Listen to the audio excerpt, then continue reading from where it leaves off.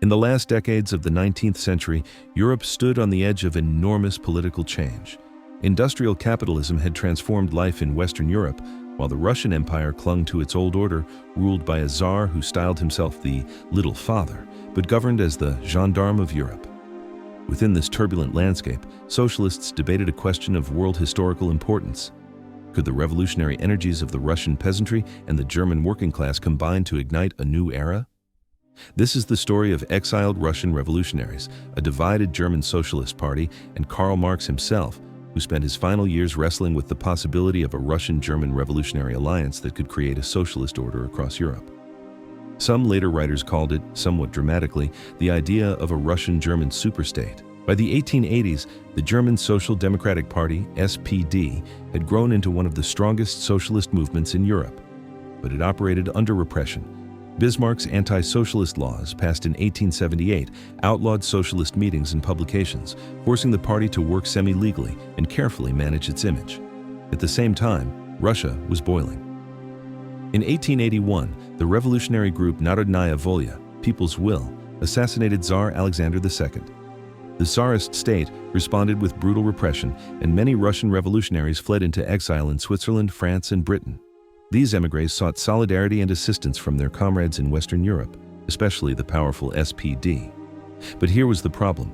Supporting Russian revolutionaries meant endorsing people who practiced terrorism and regicide.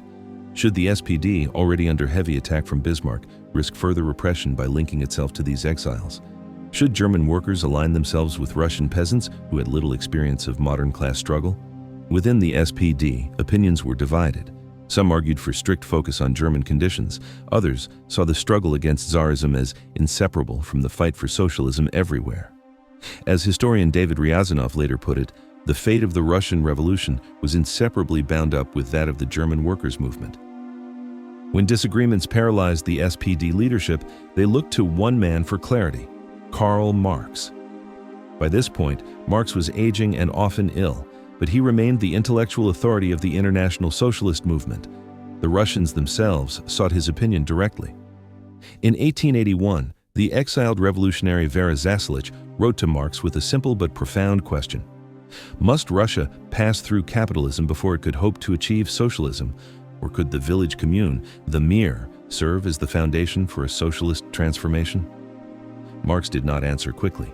He understood that his response might shape the strategy of revolutionaries across Europe. He took nearly 2 years before giving his definitive reply. Marx's delay was not due to indecision alone. He set himself to study Russia seriously. He had already taught himself Russian in the 1860s, reading literature and government reports in the original.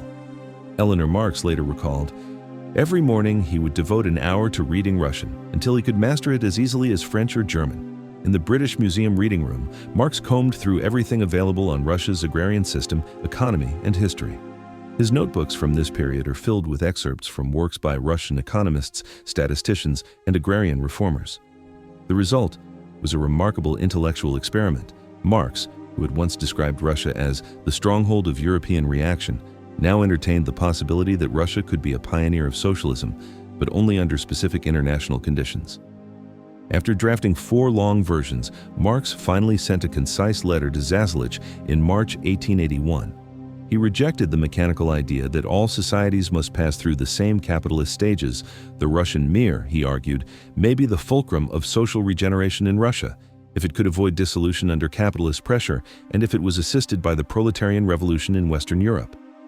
In other words, Russia's peasants could not achieve socialism alone. But if revolution triumphed in an advanced industrial society like Germany, Russian communes might leap directly into a socialist future. This was not a utopian dream, but a careful balance of historical forces. Germany provided the industrial proletariat and modern productive capacity.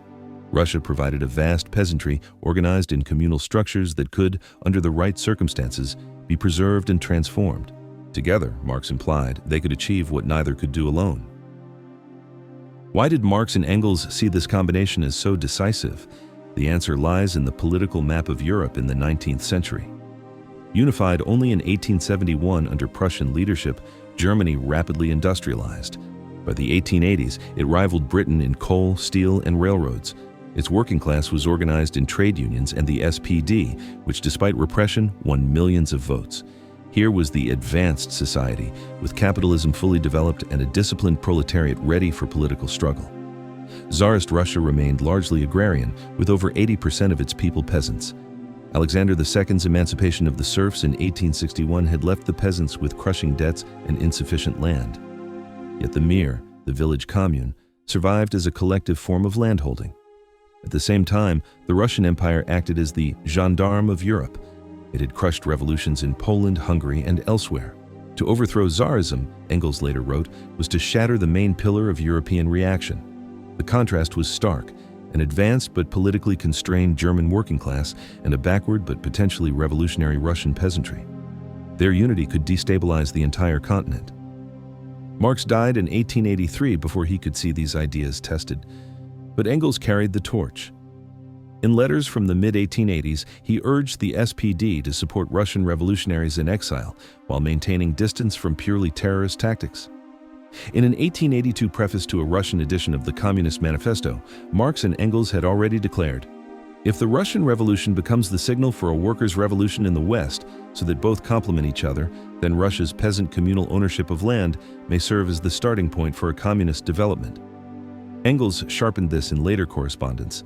The German and Russian revolutions, he insisted, were interconnected.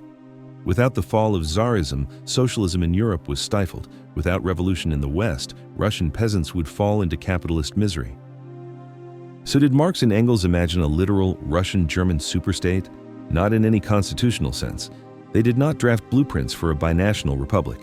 What they envisioned was something more dynamic, a mutual revolutionary process in which the success of one country's movement enabled the success of the other. Germany's workers and Russia's peasants would form the two halves of an international socialist breakthrough. It was this hope that animated the debates of the 1880s, the SPD's careful balancing act under Bismarck, the Russian exiles' desperate appeals, and Marx's years of research and hesitation. History, of course, took another path. The SPD became a mass party but pursued a cautious parliamentary road.